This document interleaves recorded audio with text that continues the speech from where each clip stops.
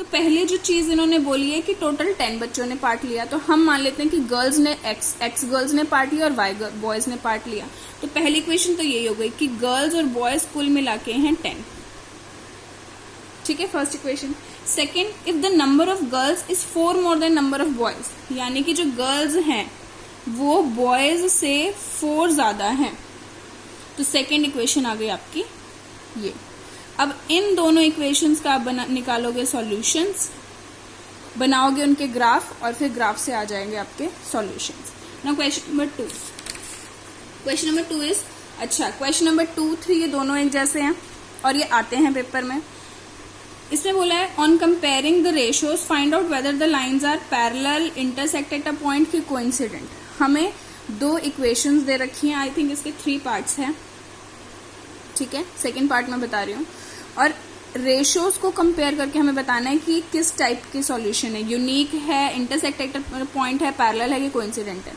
तो जब हम पहले यहाँ पे A1 A2 B1 B2 C1 C2 लिख लेंगे, और सबसे पहली इंपॉर्टेंट चीज हमें क्या याद रखनी है, हमारी जो इक्वेशन है वो स्टैंडर्ड फॉर्म में ही होनी चाहिए, यानी सारी टर्म्स एक तरफ, लेफ्ट साइड और राइट में 0।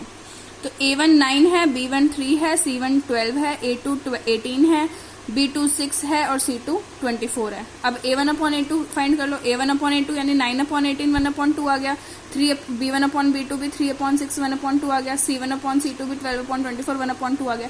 तीनों की ही रेशियोज इक्वल आ गई, यानी A1/A2 B1/B2 C1/C2 तीनों इक्वल आ गए। और ये कौन सा केस होता है हमारे पास, जो आपको बताया था, टेबल में देखो, और ये टेबल आपको याद होना चाहिए।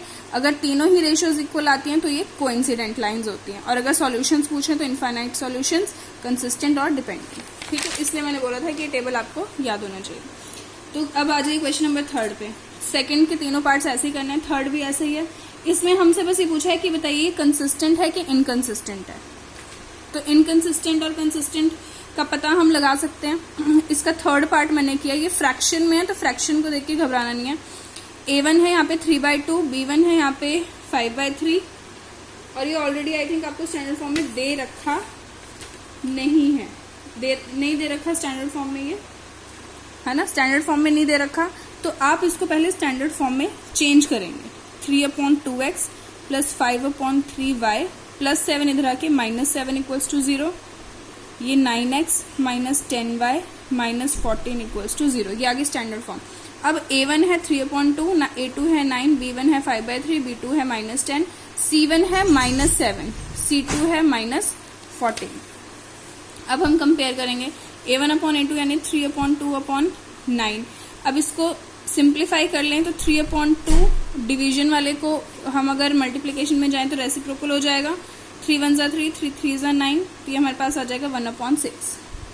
ठीक है, B1/B2 5/3 डिवाइडेड बाय -10, वही 5/3, इसका रेसिप्रोकल हो जाएगा मल्टीप्लीकेशन में जाके 1/10, 5 1 5, 5 2 10, ये आ जाएगा 1/-6।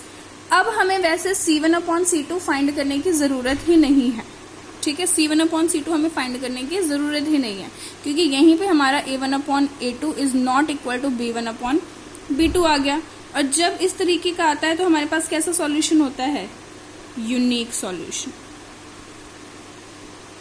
ठीक है ना, तो A1/A2 जब B1/B2 के इक्वल नहीं आया तो यहीं पे हमें छोड़ देना, यूनिक सॉल्यूशन आ गया। अगर A1/A2 B1/B2 के इक्वल आ जाता फिर हम C1/C2 फाइंड करते, फिर अगर वो इक्वल आ जाता तो इनफाइनाइटली मैनी सॉल्यूशन हो जाता, नहीं इक्वल आता तो वो नो सॉल्यूशन हो जाता।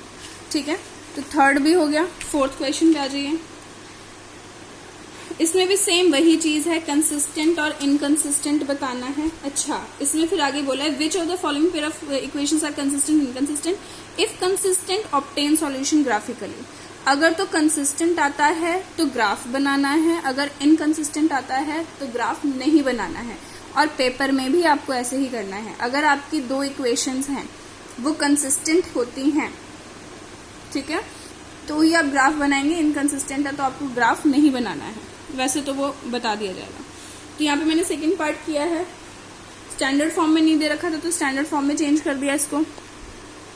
ठीक है, अब यहाँ पे A1 है 1, B1 हो गया -1, C1 हो गया -8, A2 हो गया 3, B2 हो गया -3, C2 हो गया -16। फाइंड करके देखें, ये 1/A2 1/3 आ रहा है, B1/B2 -1/-3, तो ये भी 1/3 आ रहा है, C1/C2 -8/-16, तो ये हमारा 1/2 आ रहा है।